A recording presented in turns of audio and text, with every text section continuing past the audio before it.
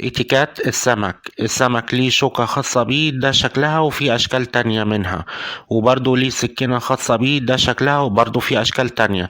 لو ما معكمش دول ممكن تستخدموا أي شوكة وسكينة تانية. طيب ازاي هنقطعه؟ أول حاجة هنقطع راس السمكة بالشكل ده، وبعد ما نقطعها هنحطها أعلى الطبق فوق على الشمال، ده المكان اللي هنحط فيه أي حاجة تخص السمكة، سواء بقى شوك أو راس أو ديل. بعد كده هنقطع الديل دلوقتي بالمنظر ده، وناخده ونحطه فوق على الشمال برضو مع الراس. على فكرة ممكن تستغنوا عن السكينة وتروحوا مستخدمين معلقة، في ناس بتستخدم معلقة بدل السكينة في التقطيع.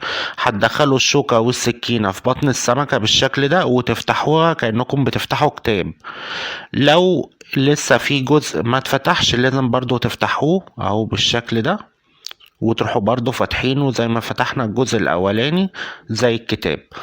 طيب لو في شوك قدامنا لازم ناخده بالشوكة والسكينة كده اهو، ونحطه برضو فوق على الشمال.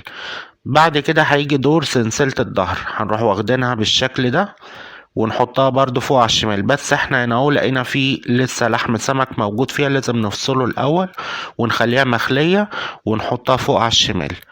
بعد ما نحطها فوق هنيجي بقى نشيل اي شوك موجود حوالين السمك بالمنظر ده، نبعده كده اهو بالشوكة والسكينة، وبعدين نروح مقطعين قطعة سمك صغيرة بالشكل ده ونمسكها بالشوكة. لو السمك طري قوي هنحطه فوق ظهر الشوكة بالشكل ده ونضغط بالسكينة عليه عشان يمسك في الشوكة وناكل.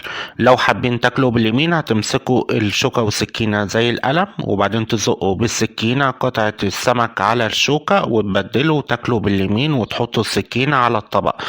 لو بتحبوا طحينة مع السمك مفيش مشكلة، هتحطوا بالسكينة قطعة السمك على الشوكة وتروحوا واخدين بالسكينة من الطحينة بتاعتكم وتحطوا الطحينة على السمك وتسيبوا السكينة على الطبق وتاكلوا. لسه ما خلصناش الأكل، هنحط الشوكة والسكينة بشكل متقاطع، وهو ده اتيكات السمك.